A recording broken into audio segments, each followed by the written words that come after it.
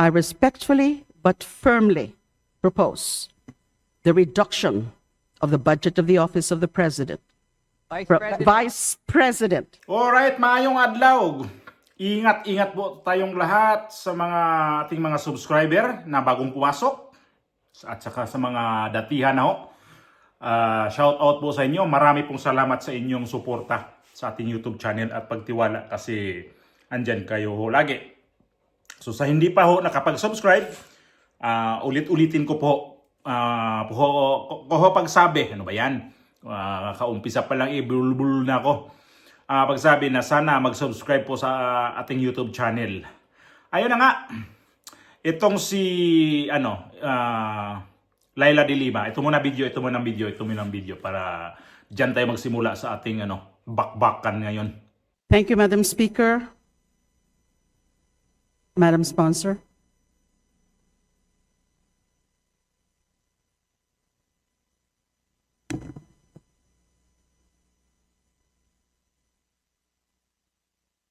Please proceed, Honorable Laila de Lima.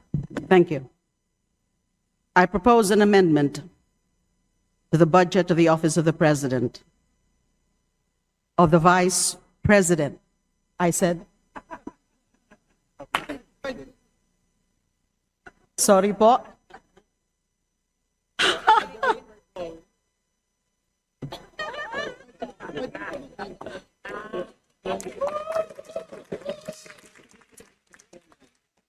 So icebreaker muna.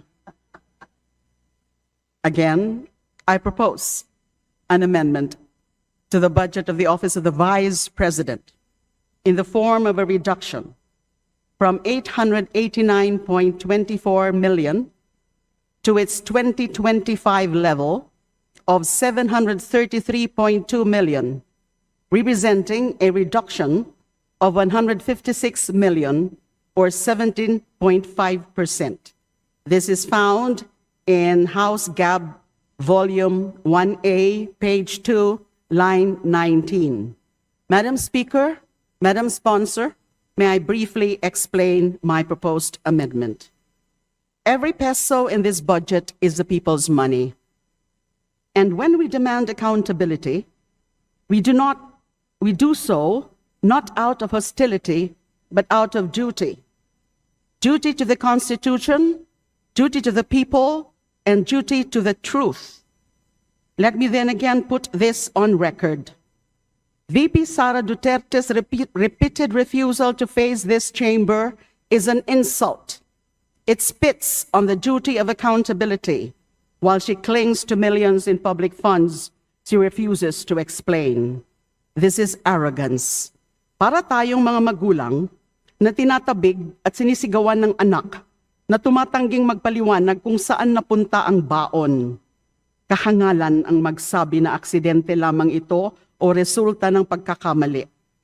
Malinaw na pangmamaliit ito sa Kongreso at sa taong bayan. Sa madaling salita po, paulit-ulit na tayong binabastos ng Vice Presidente. Congress holds the purse, and when a child squanders the family's money without answers, the remedy is clear. Bawasan ang baon hanggang matuto. Let me be clear. This reduction is discipline, not demolition.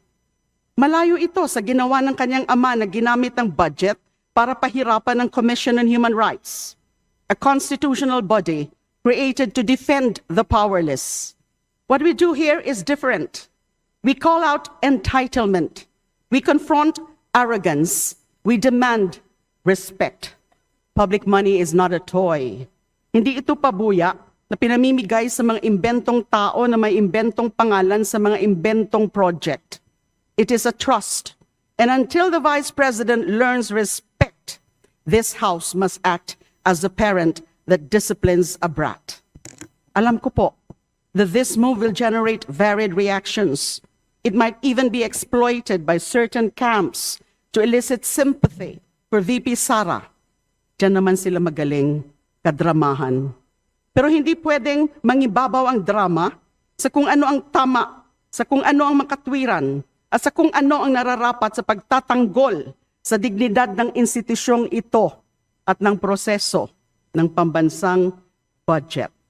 So, Madam Speaker, Madam Sponsor, I respectfully but firmly propose the reduction of the budget of the Office of the President, Vice President, from 889.24 million to its 2025 level of 733.2 million. Ayun na nga,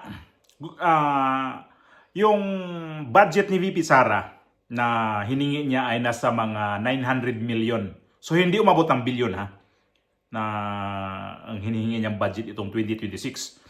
So, nung time na yon na kaya nga siya binawasan na gagawin na naman ng 700 million ang kanyang budget kasi nung time na yon nung nagkaroon sila ng hearing, nung pangalawa yatang hearing ito o hindi ko nagkamali, pangalawa o pangatlo, wala ho si VP Sara noon, nasa Bugo, doon sa Cebu, nasa lanta ng ano ba yan? Lindol.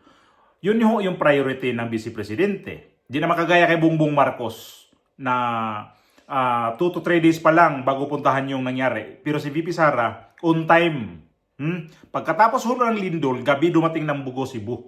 Nandun na ho si VP Sara. Kaya hindi niya daw napuntahan ang kanyang budget hearing sa House of Representatives. Kaya ito si De Lima, nag-motion na kailangan bawasan ang kanyang budget na ibalik doon sa 700, nung kagaya nung nakaraan.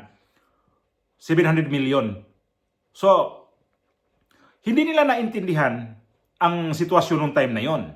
Buti kung walang mga kalamidad, walang mga trahedya na nangyari kasi given yun na bakit nga naman dito pinuntahan ng Vice Presidente na wala naman siya mga activity o kaya wala naman siya mga meeting or whatever na pinupuntahan. Kaya lang, nung time na yon, ilang araw siya sa Cebu.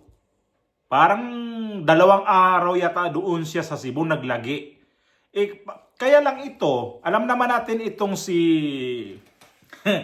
itong si De Lima, atat na atat nga sa mga Duterte. Ewan ko ba na hanggang ngayon na pinakulong na nga nila si dating Pangulong Duterte, ito na naman si VP Sara naman ang kanyang pinag-iinitan. Ano ba talagang kasalanan sa mga Duterte sa kanya na yung time no nakulong siya, kasalanan naman niya yun eh. Kasalanan niya yun eh. So, hanggang ngayon, kung totoosin, ito si VP Sara, hindi naman ito napakulong sa kanya eh. Yung tatay naman ito eh. So, ang galit ni itong si De Lima, eto na, kay VP Sara. So, dito sa budget na hiningi ni VP Sara, na interview itong si sa press con itong si Win Gatchalian kung babawasan din ba pagdating doon sa Senate. So ang sabi ni Gatchalian, eto yon. Then, pahabol na lang isa. Yung sa budget ng OVP, tinapyasan po sa House. So far po ba sa Senate, ano po yung practice? Well, kung ako tatanungin, and ito yung aking isipan, retain ang budget ng OVP, no? Hindi tatapyasan. Kasi ang increase is only 1.5%. So, ano pa tatapyasin natin sa 1.5%? No? So, in my opinion, has to be retained. Retained, sir, meaning NEP level? Yes, NEP level, 900. So, anong reaction kaya ni De Lima nito na wala silang balak na tanggalan itong ang budget itong si Vice President Sara Duterte pagdating sa Senado? Nga, iiyak siya dito. Iyak sa inis. Ay, asar na asar to pag na maaprubahan yung 900 million dito sa hiningi ng ni VP Sara doon sa NEP. Kung yun talaga ang susundin ng mga senador, ay nako, manggalaiti lalo itong si De Lima dito sa kay VP Sara. Sabihin pa niya na brate nila, tapos kung saan nung nakaraan yung mga unliquidated, nandiyon na nga yan eh. Sinabi na nga yan, nandiyan na sa kuwa eh. Kaya lang iwan ko ba pag ipagdiinan talaga nila na nasaan nga daw yung pera na yun. So, nakatawa pa doon. Di ba yung sinabi niya, nagkaroon pa sila ng nagkamali pa siya. Na imbis Vice President ang kanyang ang kanyang babawasan na Office of the President pa. Kaya pinagtawanan siya. I propose an amendment to the budget of the Office of the President, of the Vice President. I said, sorry po.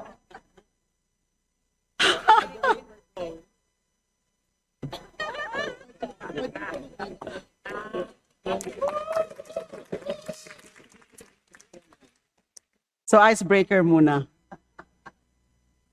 Again, I propose an amendment to the budget of the Office of the Vice President. Ha, na mali-mali pa siya doon eh. Sa ano siguro niya na itong dalawang ano na to eh kailangan bawasan to. Eh ganoon din eh. Sa Office of the President kailangan din bawasan. 'Yun ang gusto nila eh.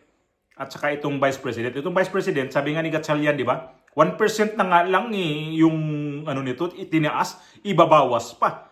At nangako kasi nito si Senator Bongo na gusto pang dagdagan itong budget ni VP Sara. Kasi alam naman natin kung saan napunta talaga. Dito sa mga libreng sakay. Dito sa mga libreng palibing na binibigay niya. Although hindi lahat ng mga Pilipino na na-accommodate niya kasi limited nga lang yung niya, ang kanyang budget nitong nagdaang mga taon. So, itong mga binibigay nilang mga mga kunting tulong sa mga nasalanta, kagaya ng nasunugan, itong nabagyuhan, itong tinamaan ng lindol. Kaya gusto ni Gatchalian na ibalik doon sa NEP yung proposal budget ng OVP. So, pagka natupad to sa Senado ay lalong maglaitin na naman tong mga taga House of Representative sa pamumuno nito ni si De Lima, itong si Chil Joknyo at saka itong si Renico, yung babaeng nakasalamin na malaki. Tapos sino pang diyan? Hindi sang-ayon dun sa budget na 900 million. Grabe, wala nga billion eh. Tapos ang mga komento pa niyan ay lustayin lang daw, sa paglakwatsa lang daw papunta sa ibang bansa. Hoy, mga tanga kayo. Nandiyan na nga yan eh. Kung yan ang gagamitin ni VP Sara sa kanya paglalakwatsa, sinabi ninyo na lakwatsa, di lalo siyang ma-impeach. Hindi pwede hon pakialaman yan, yung niya, yung budget na yan. Kasi makikita yan, mayroon siya na mga niyan eh, yung mga tawag niyan, yung pag nagbibiyahe ka, mayroon silang mga diyan kung saan ka kumuha ng ginastos. Pag official ka, yung mga opisina ang nagrepresentante ka sa opisina mo sa ibang bansa, doon ka kukuha ng ginastos. Pero kapag gagaya niya, pupunta dito sa Dahig para sa tatay niya, hindi siya kumukuha dyan sa kaban ng bayan, pera ng bayan yan. Bawal ho yun. Alam namin, di VP Sara, di naman tanga yan eh. Sinabi na nga niya yan eh, kung saan kaninong gastos yun. Sa kanya, yung mga pagpupunta-punta niya sa mga dito sa Dahig. Pero yung mga ganyan pupunta siya sa mga iniimbitahan siya o anong mga pupunta sa ibang bansa, ay doon yon kukunin. O depende na yon kung anong klaseng anong klaseng kanyang pagbisita sa ibang bansa. So, galit na naman tong si De Lima sigurado. Magbawas na naman to, di na De Lima, magiging D4 na. Kawawang De Lima, magiging nasupalpal nito ni Gatchalian.